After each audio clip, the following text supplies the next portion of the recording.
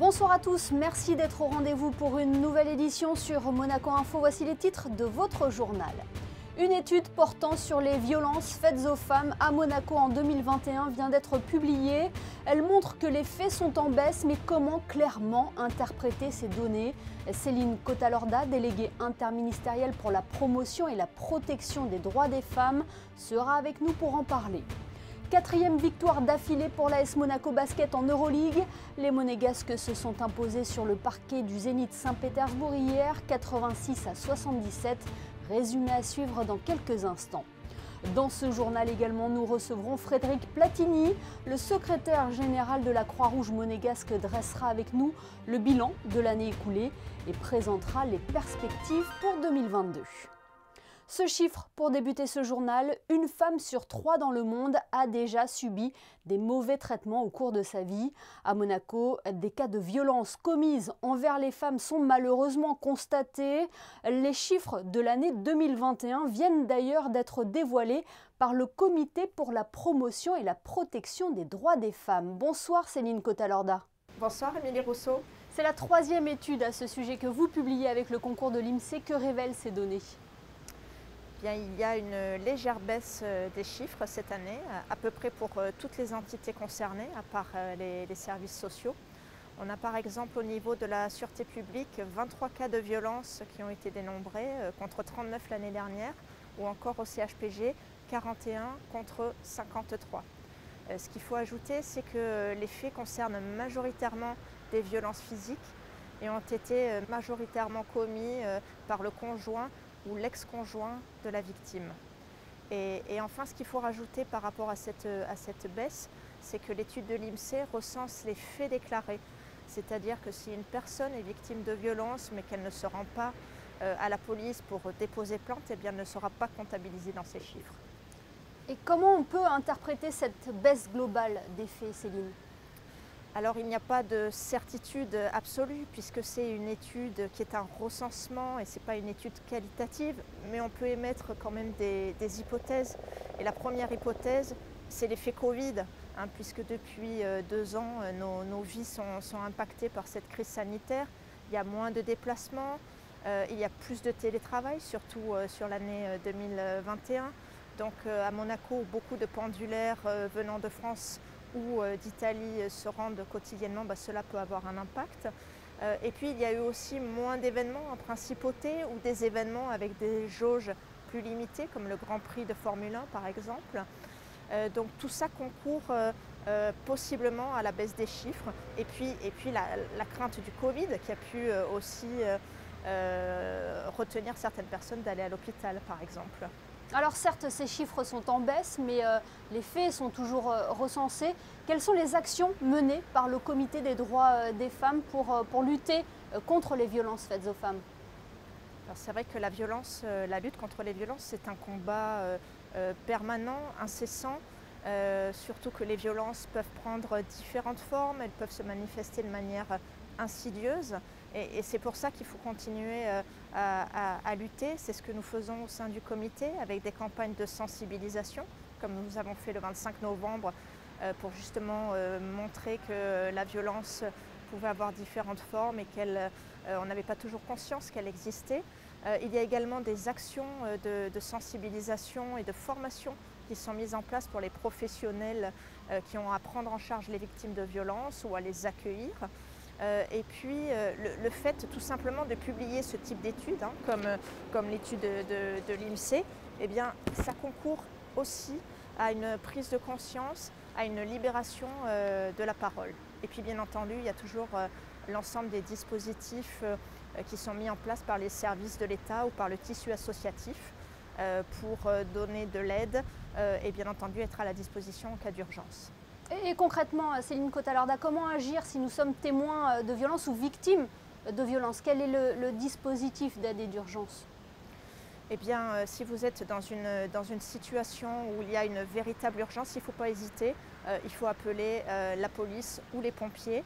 En cas de violence physique ou de blessure et avec une intervention médicale nécessaire, vous pouvez aussi vous rendre au CHPG. Et puis si on est dans un cadre où on a besoin de conseils, d'accompagnement, eh bien, il y a un numéro vert gratuit monégasque qui a été mis en place, le 0800 91 90 10, qui permet de vous écouter en toute discrétion dans l'anonymat et de pouvoir vous accompagner. Donc voilà, c'est tout un ensemble de mesures qui, mises bout à bout, permettront à terme, je l'espère, d'aller vers de moins en moins de violences à l'égard des femmes. Oui, on l'espère. Merci infiniment Céline Cota-Lorda d'avoir été avec nous ce soir pour nous révéler les chiffres de cette dernière étude portant sur les violences faites aux femmes. Merci infiniment. Merci à vous. Ouvrons une page sport à présent avant de revenir sur la précieuse victoire de la Roca Team face au Zénith Saint-Pétersbourg. Un mot de football avec l'AS Monaco qui se déplace à Montpellier dimanche. Bonsoir Julia Vial. Julia, quelles sont les informations à retenir avant le coup d'envoi de cette rencontre de la 22e journée de Ligue 1 ? Bonsoir Émilie, bonsoir à toutes et à tous. Figurez-vous que l'AS Monaco est l'équipe contre laquelle Montpellier a perdu le plus de matchs en Ligue 1, 31 sur 55 rencontres. Lors du match aller, les Montpelliérains avaient été aussi battus en principauté 3-1. Montpellier est actuellement 9e du championnat à seulement 2 points des Rouges et Blancs. Il s'agit donc là d'un concurrent direct. Nous écoutons d'ailleurs Philippe Clément, le coach de l'AS Monaco. Il était en conférence de presse cet après-midi et il a parlé de leur futur adversaire. Montpellier, ils ont prouvé leur qualité les mois passés. Tu vois aussi au classement, il n'y a pas de grande différence de points. C'est une équipe avec un style de jeu vraiment clair. Pour ça, tu vois que c'est un entraîneur qui travaille bien avec ses joueurs. Montpellier AS Monaco, c'est, je vous le rappelle, ce dimanche 23 janvier à 17h05 pour le compte de la 22e journée de Ligue 1 Uber Eats. On reste dans le football avec des grands noms du ballon rond attendus lundi sur la pelouse du Stade Louis II. Un match pour la bonne cause à l'occasion de la Fight Heads Cup, Julia. Tous les fonds récoltés, Émilie, lors de ce match caritatif seront reversés à l'association Fight Heads Monaco. Elle accompagne les personnes atteintes du VIH et organise de nombreuses actions de dépistage. Pour ce match au sommet, le casting est 5 étoiles. Du côté des Barbadjians, l'équipe du prince Albert II, entraînée par Arsène Wenger. On retrouvera d'anciens très grands noms de l'AS Monaco, comme Didier Deschamps ou encore David Trezeguet. Le pilote Charles Leclerc fera lui aussi partie de la composition d'équipe. Du côté du Cirque FC, l'équipe de la princesse Stéphanie, là aussi d'anciennes gloires du football, seront présents comme les champions du monde 98 avec Vincent Candela et Robert Pires. Alors ne manquez pas ce grand rendez-vous pour la bonne cause. Une nouvelle fois en 2021, la Croix-Rouge monégasque aura été sur tous les fronts, que cela soit au niveau social, de la santé, de la prévention ou de l'enfance, ici à Monaco ou à l'international avec l'aide humanitaire. L'organisation, qui compte plus de 620 bénévoles, vient de dresser le bilan de l'année écoulée et présente ses perspectives pour 2022. Pour en parler ce soir, le secrétaire général de la Croix-Rouge monégasque est avec nous. Bonsoir Frédéric Platini. Et bonsoir. Plus que jamais, c'est encore une fois la pandémie de Covid-19 qui a mobilisé votre équipe en 2021 ? Oui, c'est elle qui nous a mobilisés, mais on a su être une nouvelle fois agile et faire aussi autre chose que répondre à cette pandémie. Alors, quels sont les autres secteurs sur lesquels vous avez été mobilisés ? Déjà, un point, c'est au niveau de notre bénévolat. On a eu plus de 100 bénévoles en plus cette année, dont la moitié sont des jeunes. On commence à proposer à nos jeunes des activités qui les fédèrent et qui leur donnent envie de rejoindre la Croix-Rouge, ce qui est positif. Tout ce qui est lien intergénérationnel, tout ce qui est relation avec les personnes âgées, ça les passionne, très bien. Ils sont aussi présents sur le secourisme. Vous savez que cette année, on a eu 3 grands prix, on a les matchs de football qui sont là, on a toujours plein d'activités sur Monaco. Donc entre le secourisme et le lien intergénérationnel et aussi Tempête Alex, où ils ont été très présents, on a su les mobiliser et les fédérer. Il y a aussi le volet social. Est-ce que la crise a fait émerger des bénéficiaires de plus en plus précaires ? Oui, notre secteur social chaque année pour la Croix-Rouge, c'est un niveau de dépenses d'à peu près 1 million d'euros par an. Les 2 tiers sur les communes limitrophes, 1 tiers sur Monaco. Mais on a dépensé près de 2 millions d'euros supplémentaires entre social, matériel, sur le Covid, principalement sur les communes limitrophes. Donc on a vu un impact assez fort. Et où en sont vos actions à l'international? Est-ce qu'il est encore compliqué d'intervenir sur place en raison encore de la crise sanitaire? Depuis 2021, ça s'est facilité pour nous. On a pu revoyager avec toutes les restrictions qui s'imposent et en respectant toutes les règles. Mais on est présent en Afrique de l'Ouest et on continue à étendre nos programmes en essayant de déployer pas que sur le Burkina, mais sur l'ensemble de la région. Et on a d'autres projets aussi en relation avec la Fédération de la Croix-Rouge dans des pays comme l'Arménie et d'Europe de l'Est. Et aujourd'hui, quels sont vos principaux challenges pour l'année 2022?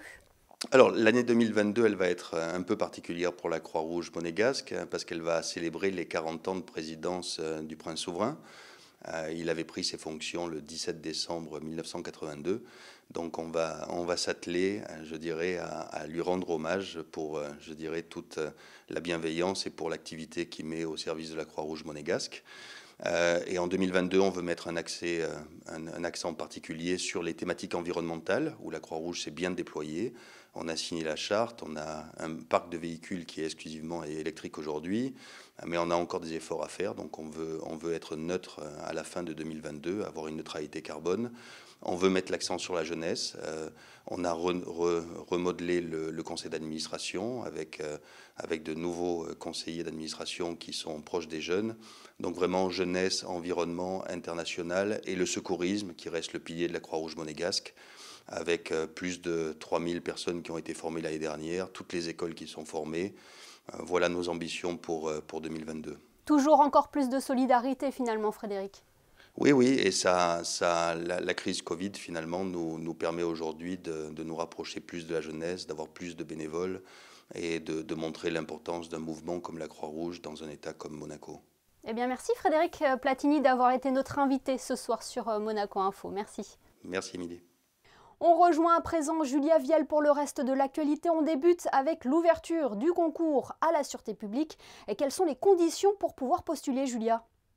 Pour devenir potentiellement agent de police, il vous faudra avoir entre 21 et 30 ans, justifié d'un niveau d'études correspondant à la fin du second cycle de l'enseignement secondaire, posséder le permis B et postuler avant le 4 février 2022 inclus. Votre mission sera, je vous le rappelle, d'assurer sur le terrain le maintien de la tranquillité, de la sécurité et de l'ordre public. Pour toutes informations complémentaires, vous pouvez envoyer votre demande à écoledepolice@gouv.mc. Et puisque nous parlons sûreté publique, sachez que nous recevrons la semaine prochaine son directeur, Richard Marangoni. Dans un tout autre domaine, le documentaire Alik and Albert, qui retrace le combat de la communauté de Badou contre le changement climatique, est nommé dans 6 catégories en Australie. Suite à l'invitation de l'artiste Alik Tipoti, le prince Albert II avait passé, souvenez-vous, plusieurs jours au sein de la communauté de Badou, dans le détroit de Torres, entre l'Australie et la Papouasie-Nouvelle-Guinée. L'occasion pour le souverain de découvrir les traditions et cultures locales, aujourd'hui menacées par le changement climatique et un mode de vie moderne. Ce documentaire touchant est aujourd'hui pressenti pour recevoir pas moins de 6 distinctions: meilleur film documentaire, meilleure musique, meilleure photographie, meilleure réalisation, meilleure production et meilleur montage. Tous les amoureux du film ont dès à présent la possibilité d'exprimer leur soutien en votant en ligne sur le site internet de l'Australian Screen Industry Network. À vos clics, donc. Julia, vous avez des idées sorties à nous faire partager pour ce week-end. On débute avec la riche programmation au Théâtre des Muses. Elle sera riche, Émilie, car il y en aura pour tous les goûts. D'abord pour les enfants avec le spectacle Augustin, Pirates des Indes. Ça sera ce samedi 22 janvier à 14h30 et 16h30 et le dimanche 23 janvier à 11h et 14h15. Il s'agit là, Émilie, d'un vrai conte de pirates pour développer l'imaginaire et le goût du voyage. Pour les grands, à présent, vous pourrez découvrir la comédie musicale Gabi la Magnifique le samedi 22 janvier à 20h30 et le dimanche 23 janvier à 16h30. Ce spectacle retrace la vie de la première star internationale de l'histoire du Music Hall, une jeune Marseillaise qui fut ovationnée des deux côtés de l'Atlantique avant, malheureusement, de disparaître en pleine gloire. Autre activité à faire en famille, du yoga, Julia. Oui, tout à fait, Émilie, avec un atelier familial qui aura lieu ce samedi 22 janvier à la bibliothèque Princesse Caroline. Une séance de yoga qui est accessible aux enfants à partir de 3 ans. À savoir que le yoga les aide principalement à canaliser leur énergie, mais aussi à développer leur sens de l'équilibre et à prendre conscience tout simplement de leur corps dans l'espace. Les places pour ce cours sont gratuites, mais limitées. Donc, je vous conseille vivement de vous inscrire au numéro suivant 93 15 22 72. Et enfin, jetons un coup d'œil sur les prévisions météo. Il paraît que nous profiterons encore une fois de belles éclaircies. Avec encore du beau temps au rendez-vous, Émilie, le soleil n'est pas timide en ce moment et irradiera dans toute la principauté. Autre petit plaisir, les jours rallongent et le soleil se couchera désormais aux alentours de 17h28. Demain, nous fêterons la Saint-Vincent. Merci Julia et merci à vous de nous être fidèles chaque soir sur Monaco Info. Vous étiez d'ailleurs nombreux hier sur notre chaîne pour suivre le départ du 90e Rallye Monte-Carlo et le match de la Roca Team face au Zénith Saint-Pétersbourg en Euroleague. D'autres événements seront d'ailleurs à voir sur notre antenne en direct. L'hommage du Conseil national à son fondateur, le prince Albert Ier, le mardi 25 janvier. Les célébrations de la Sainte Dévote le 26 et la messe pontificale le 27 janvier. Des temps forts commenté par la rédaction de Monaco Info et nos consultants. On se quitte avec les photos de Michael Alési et Stéphane Dana. Excellente soirée à tous et à demain pour une nouvelle édition.